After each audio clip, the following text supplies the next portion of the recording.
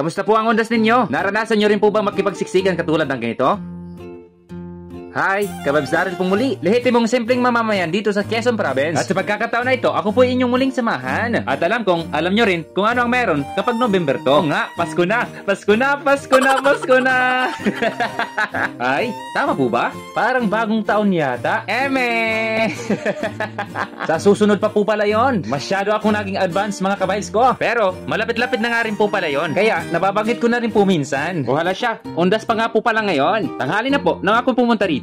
At tamang araw nga po ng linggo, ang araw ng undas. Kaya naman po, inuna ko po muna ang pagsisimba. At mga kababs ko, halata nga po talaga na busy ang mga tao sa panahon na ito. Kaunti lang po talaga kasi ang nagsimba. At nung tanghali nga, ng pagkarating ko rito, ay talagang siksikan ang mga tao. Ganito po talaga kasi dito sa amin mga kababs ko. Kapag undas, ay marami talagang nagtitinda katulad ng nakikita nyo. At halos, mga dayo lang din po ito mga kababs ko. At alam nyo po ba mga kababs ko na talagang pinaghahandaan ito ng mga taga rito? Malayo-layo pa nga lang po mga kababs ko, ang undas ay pinag-iipunan na nila ito. Para kapag dumating na ang araw na ito, ay marami silang mabibili. At talaga namang makikita sa mukha nila na talagang sila'y masasaya. Pero, alam nyo po ba mga kababs ko kung ano yung masaklap at masakit na undas? Eh yung undas spot kanyang iniwan. Undas spot kanyang pinabayaan. Undas spot kanyang niloko. Na tipong pinaniwala kanya sa kanyang mga kasinungalingan. At itinanggi kanya sa harap ng karamihan. Uy! Parang ako lang. Itinanggi mga kababs ko. Aray ko! Chawot lang!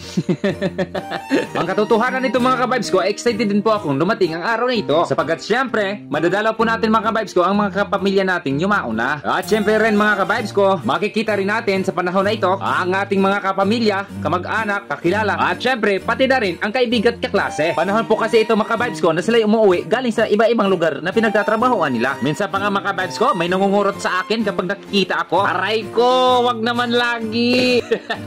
Nagpahinga nga po pala ako mga kababs ko dito sa kakilala kong may ukay-ukayan. Sa halagang 5 piso mo, ay may mabibili ka ng mga damit na magaganda pa. At sinumpong nga po ako mga kababs ko sa pagiging kwela ko. At nagtinda rin po ako nito ng saglit. At sumisigaw at nag-aalok din po ako mga kababs ko. Tag 5, tag 5, tag 5 na lang. O, tag 5 na lang. Imong naong 5. At habang tinataas nga po yung mga damit mga kababs ko, o, main nyo na. Imahin nyo na to. Makapal, maganda pa. Pero, yung nagtitinda, ayaw nyo bang imahin?